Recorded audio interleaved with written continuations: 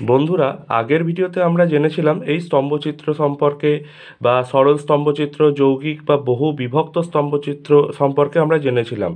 আজকে আমরা শিখব মিশ্র বা বহু স্তম্ভচিত্র। যেমন আগের ভিডিওতে আমরা জেনেছিলাম এই যে সরল স্তম্ভচিত্র, এটা কিভাবে করতে হয় সেটা জেনেছিলাম, এবং পরের ভিডিওতে জেনেছিলাম আমরা কিভাবে করতে হবে বহু স্তম্ভচিত্র বা বহু ভিত্তিক স্তম্ভচিত্র বা যৌগিক স্তম্ভচিত্র, এগুলো আমরা জেনেছিলাম।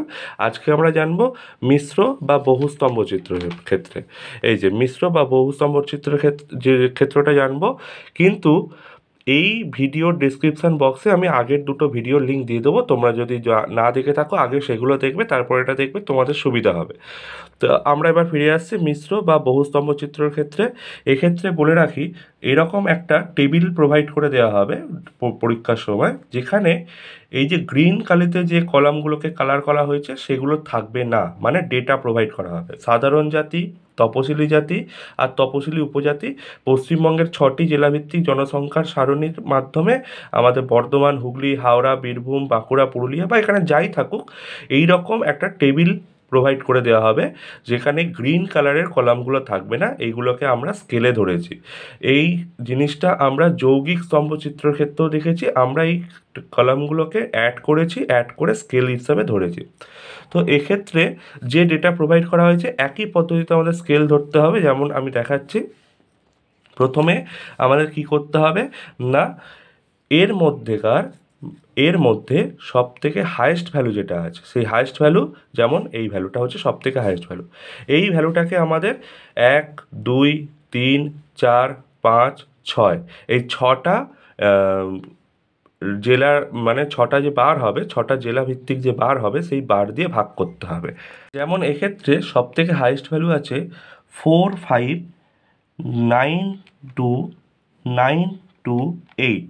আমরা ক্যালকুলেটার প্রেস করলাম, ডিভাইডেড বাই নাম্বার অফ বার কত হবে 6 দিয়ে যখন ভাগ করছি আমরা পাচ্ছি 765,488, অর্থাৎ 7,00,000 সামথিং, 7,65,488। তো আমরা এই 7,00,000টাকে রাউন্ড আপে ধরে নেবো 5,00,000 হিসাবে, 5,0,0,0,0,0, 5,00,000 হিসাবে, মানে 5-এর পরে 5টা শূন্য, 5,00,000 ধরে নিয়েছি। ধরে আমি বলেছিলাম এর আগের ভিডিওতেও, বারের ক্ষেত্রে তোমরা সর্বদা রাউন্ড আপে ভ্যালু নেবে, মানে হয় 5,00,000 নেবে, নয় 10,00,000 নেবে, নয় 15, এর 5, 10, 15 এই 5-এর নামটায় যা যা পড়বে সেরকম নেবে, তাহলে তোমাদের প্র্যাকটিক্যালে করতে সুবিধা হবে। তো এবারে এই একটা এক্সাম্পল দিয়ে দেওয়া হয়েছে, স্তম্ভের উচ্চতা, মোট উপাদানের পরিমাণ 1 একক, স্কেলে নির্দেশিত উপাদানের পরিমাণ। মোট উপাদানের পরিমাণ আমরা নিয়েছি 1 সেমি, 1 একক মানে সর্বদা এখানে 1 সেমি হবে। এবার এখানে 5,00,000 জন দিয়ে ভাগ করেছি, ভাগ করে 9.18 পেয়েছি। এবার এই কথাটা লিখে দিতে হবে যে 1 সেমি রিপ্রেজেন্টেড 5,00,000 জনসংখ্যা নির্ধারণ করে সূত্র অনুসারে প্রত্যেক শ্রেণীর জন্য স্তম্ভের উচ্চতা নির্ণয় করে সারণীতে লিপিবদ্ধ করা হলো। এইটুকু আমাদের কাজ। আমি আবারও বলছি, এখানে হায়েস্ট যে ভ্যালু আছে সেই হায়েস্ট ভ্যালুকে নাম্বার অফ বার দিয়ে ভাগ করবে, ভাগ করে যে ভ্যালুটা পাবে, 7 পাও, 8 পাও, 9 পাও, যাই পাও, যদি 9 পাও 10,00,000 ধরে 10 ধরে নেবে 10-এর দিকে, বা 10,00,000 ধরে নেবে। যদি 5, 6 এরকম 7 পাও তাহলে 5-এর দিকে বা 5,00,000 ধরে নেবে। এটা তোমাদের বুঝতে হবে, বুঝে সেরমভাবে করতে হবে। এবারে আমরা চিত্রের মধ্যে প্রবেশ করছি। যেমন এখানে দেখো, এখানে বহু স্তম্ভচিত্র করা হয়েছে। এখানে দেখো, ভালো করে বুঝতে পারবে যে বারগুলোকে 0.5 সেমি বেঁধে করা হয়েছে এবং পাশাপাশি করা হয়েছে জোড়া করে, মানে কোনো গ্যাপ না দিয়ে। আমরা যখন ওই স্তম্ভচিত্রের ইন্ট্রোডাকশন ভিডিওটা দেখেছিলাম সেখানে বলেছিলাম যে বারগুলো পাশাপাশি হবে, কোনো ফাঁক না রেখে। এক্ষেত্রে আমি যদি একটা স্কেল ব্যবহার করি তাহলে কীভাবে বারগুলো এঁকেছি সেটা তোমরা বুঝতে পারবে। যেমন আমরা এই টেবিলটা থেকে দেখে বুঝতে পারবো। আমরা প্রথমে টেবিলের ভ্যালু কত ছিল, আমরা 5, এই ভ্যালুটাকে 5,00,000 দিয়ে, এই ভ্যালুটাকে 5,00,000, সব কটাকে 5,00,000 দিয়ে ভাগ করে পেয়েছি, এখানে 9.18 পেয়েছি। তাহলে এক্ষেত্রে আমরা কি করেছি না, এইখানে জিরোটা এরমভাবে বসিয়েছি, বসিয়ে আমরা 9.18 যেটা আছে সেটাকে প্লট করেছি, প্লট করে আমি সেটা দেখিয়েছি আর কি। প্লট করে দেখানোর পরে এখানে বারটা টানা হয়েছে, ঠিক তার পাশে আবার বেরিয়েছে কত, 3.72, 3.72 এখানে এরম জিরোতে বসিয়ে 3.72 প্লট করেছি, এবং আবার হচ্ছে 0.88 মানে হচ্ছে 0.9 এরমভাবে জিরোটা বসিয়ে প্লট করেছি। এদিকে 10 সেমি পর্যন্ত নিয়ে নিয়েছি, মানে 9.818 আছে, মানে 9.2। এবার সেক্ষেত্রে আমার 10 পর্যন্ত নিয়ে নিলেই হয়ে যাবে। আর এক্ষেত্রে আমি প্রতিটা বারের জন্য 0.5 করে গ্যাপ নিয়েছি, 0.5 মানে প্রথমে 0.5 ছাড়, তারপরে 0.5 করে করে 1.5 সেমিতে একটা বার, আবার 0.5 ছাড়, আবার 1.5 সেমিতে একটা বার, আবার 0.5 ছাড়, এরকম করে করে করেছি। আবার ঠিক পরেরটা 7.29 আছে, সেই 7.29টা হুগলির ক্ষেত্রে আমি এরকম করে জিরোটা বসিয়েছি, জিরোর ক্ষেত্রে এরকম জিরোটা বসিয়েছি, 7.29 অর্থাৎ 7.3 প্লট করেছি। প্লট করে আবার এদিকেও লাইন টেনেছি 7.3, ঠিক আবার তার পাশের লাইনটাও টানা হয়েছে, পাশের লাইনটা হচ্ছে 2.38, 2.3 প্লট করেছি, এবং তার পাশে আবার দেখো 0.42 করে সমস্ত মাথাগুলোকে একটা একটা করে জুড়ে দিয়েছি। একদম সহজ ব্যাপার, কোনো অসুবিধা নেই। এবারে এইটা হয়ে যাওয়ার পরে এরকমভাবে সমস্ত বারগুলো করে দিয়েছি। করে দেওয়ার পরে আমরা এখানে নিচের দিকে দেখো বর্ধমান, হুগলি, হাওড়া, বীরভূম, বাঁকুড়া, পুরুলিয়া এরকমভাবে লিখে দিয়েছি। লিখে দিয়ে এরকম অ্যারো দিয়ে দিয়েছি দুদিকেই, এবং উল্লম্ব স্কেল 1 সেমি সমান 5 লক্ষ ধরেছি, সেই 5 লক্ষ জন লিখে দিয়েছি। অনুভূমিক স্কেল 1.5 সেমি, এখানে দেখো এটা 0.5, 0.5, 0.5 মানে 1.5 সেমি, অর্থাৎ 1.5 সেমি সমান একটি জেলা, সেটা লিখে দিয়েছি।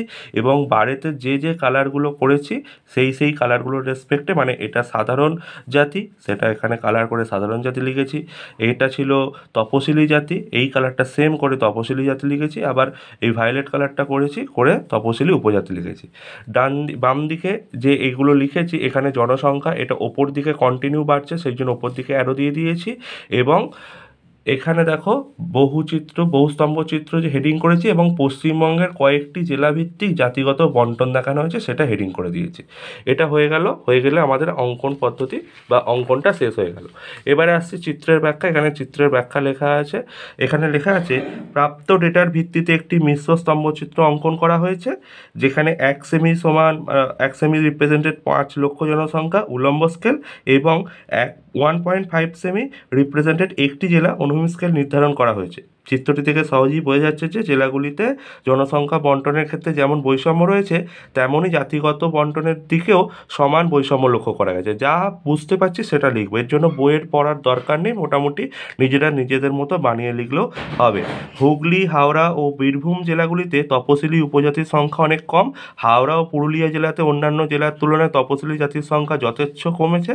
আবার অন্যান্য জেলার তুলনায় বীরভূম, বাঁকুড়া, পুরুলিয়া জেলাতে সাধারণ জাতির সংখ্যা যথেষ্ট কম লক্ষ্য করা গেছে। তবে পুরুলিয়া জেলায় তপশিলি জাতি এবং তপশিলি উপজাতির সংখ্যা সমান লক্ষ্য করা গেছে।